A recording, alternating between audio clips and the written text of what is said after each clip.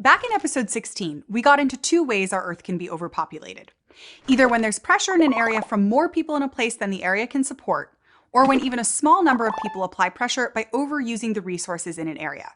And both types of overpopulation sound like a big deal, especially when we think about how we're using our resources and the other effects on our environment. But if we check out global news over the last few decades, we'd see something that seems counterintuitive. Policies encouraging people to have more kids, basically to increase the population. In the early 2000s, countries across Europe, and especially Eastern Europe, started to notice an alarming trend. Fewer and fewer babies were being born. So countries like Estonia began implementing new policies like benefits and payments to encourage people to have more children. So it seems like we're getting some mixed messages. While we worry about there being too many people for the planet to support, we can also worry about how fewer people in a given place may affect the economy, what may happen when there are more elderly people who need healthcare than there are healthcare workers, or even be concerned about how many people are necessary to carry on a language, religion, or other aspects of culture. Population is more complex than just having too many or too few people.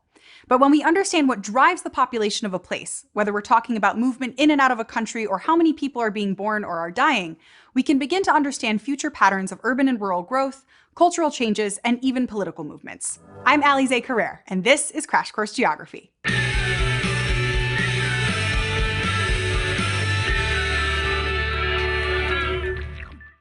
As population geographers, we focus on the spatial aspects of populations, or specific groups of people, like where people are located, why they're located there, and how the location and number of people impact a place. Like in India, we're losing habitat in the region that is the genetic hearth, or birthplace, of many varieties of banana.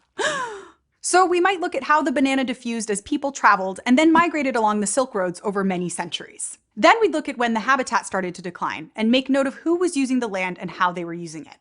Maybe the density, or number of people per square kilometer, had changed, or the economic or political practices, or both. As the land use changes, we'd look for how humans have driven that change. In fact, while worrying about natural resources and the impact of population feels like a very 21st century climate crisis thing, scholars have been talking about overpopulation for a couple hundred years now. Back in 1798, British economist Thomas Malthus first proposed what we now call the Malthusian prediction. Based on what he was seeing in Britain, where agricultural production was increasing linearly, but the population seemed to be increasing exponentially, he concluded that the world would soon be overrun by people who would use up all of the available resources. Malthus also argued that poverty causes population growth, and that adding more people to the planet would doom us all. Today, there are about 7 billion more people on the planet than in 1798, so Malthus hasn't been right yet. But while many of Malthus's ideas were disproven, the idea that poverty and population growth are linked stuck around. In fact, between the 1940s and 1960s, it resurfaced as part of growing environmental awareness. This neo-Malthusian movement pointed back to Malthus's arguments, sounding an alarm that there were too many people on the planet, and soon there wouldn't be enough resources for everyone. Malthusian ideas, like that we should be wary of outstripping our resources and that poverty is to blame, led to global movements to encourage poor countries to achieve lower birth rates. But not everyone agreed with the rather convenient, for wealthy countries, argument that global environmental disaster was the fault of poor people.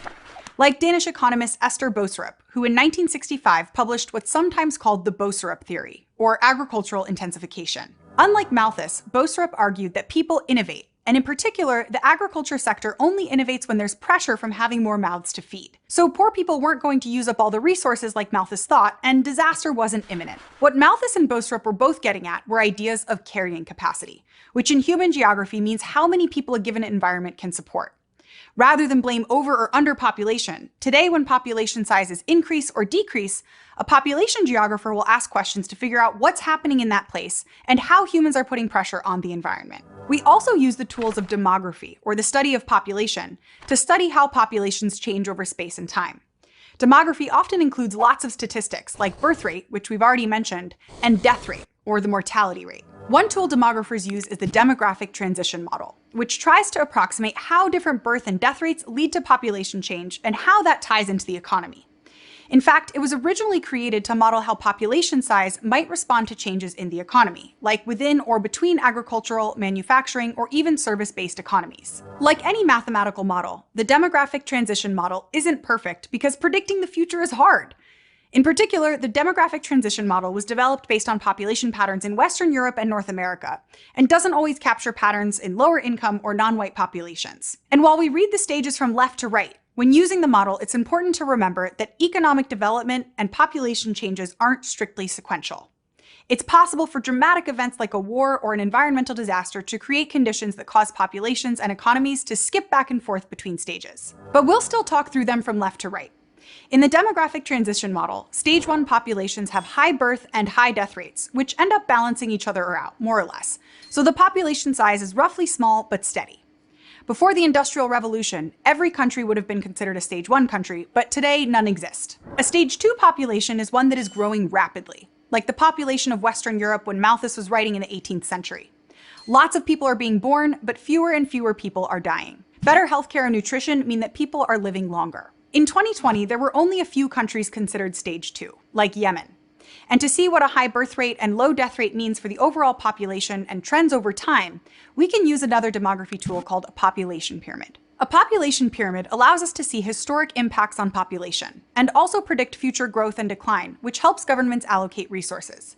From this pyramid, we can see that in 2020, there was a steady decline in population after 10 years old and a sharper decline after 44 years old. So this is a time as population geographers, we can ask questions to see what's happening in Yemen. Turns out there's been conflict and war in the region going back to at least 2011, and that dip represents some of the people who have died in the conflicts. But overall, a triangular pattern like this tends to indicate that the population will continue to increase. While there aren't many countries in the stage 2 category, in 2020, a large number of the world's countries fit in stage 3. This stage is where both death rates and eventually birth rates start to decrease. So our population growth rate starts to slow down. In fact, the world's population growth rate, or the rate of natural increase which only considers births and deaths and ignores migration, was actually at its highest in 1963. But in 2021, there's still a lot of population momentum. The birth rate might be getting smaller, but bigger and bigger groups of people are getting old enough to have kids. So the world population will still increase for a few more generations until the number of people who aren't old enough to have kids is smaller than the number who are. Which brings us to the final stage we'll discuss. Stage 4, where countries have slow to declining population growth. Across Eastern Europe, there's been an economic stagnation after the wars and economic decline of the 1990s. And instead of leading to high birth rates like might happen in a stage 1 or 2 country, the lack of economic opportunity leads to voluntary migration. Kind of a double population whammy. As people leave, there are fewer people to support the economy and take care of the aging population. So stage 4 countries, like Japan or Germany, or even some stage 3 countries like Estonia, are trying to create incentives for people to both stay in the country and have more children. What we can learn from demographic tools like the demographic transition model or by studying population pyramids is that the interplay between birth rates, death rates, and migration requires a lot of context.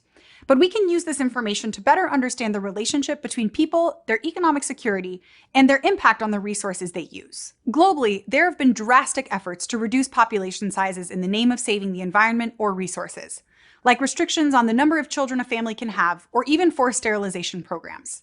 But by looking at more than just population size, we can notice that most places where the birth rate comes down have a few things in common, especially economic security and the role of women in society. In societies where economic security is shaky, or where children rarely make it to adulthood, or where there is no guaranteed retirement income, there's often a high birth rate. And countries have found that if they want to encourage a decrease in birth rate, one of the fastest ways to help that happen is to empower women. Many different studies show each year of education a woman has decreases the birth rate by 5 to 10%. And education combined with access to good-paying jobs is a major factor in the total fertility rate, or the average number of children a person is expected to give birth to over the course of their reproductive years. A population geographer uses all of these tools to assemble the population trends into a picture that helps us understand the role they play in economic and environmental issues. Societies can then use this picture for decision-making, like to understand the current population trends and predict the future trajectory to better plan for workforce and resource needs, or to implement policies to educate women and encourage them to participate in the workforce to try to decrease future population pressure. So is the world overpopulated or underpopulated? It seems to be both. It just depends where you're located. The global population is increasing, but some countries like Estonia, Japan, or to some extent the US, face an aging crisis. A huge chunk of their population is getting older without enough younger people to care for them. Other high-density places like Bangladesh, India, and South Korea have implemented a wide range of programs or have economies that give people economic options that make it more possible to have smaller family sizes. If we want to understand how to address some of our largest ecological and social tensions, we need to understand more than just how populations grow. We have to understand what makes people feel economically secure, but keep in mind that economic success uses up a lot of resources. So rather than go, there are almost 8 billion people on the planet, it's more helpful if we remember we're talking about people with complex lives and dreams, living in particular economic situations, not just numbers, and look at multiple factors to understand the problems related to population size.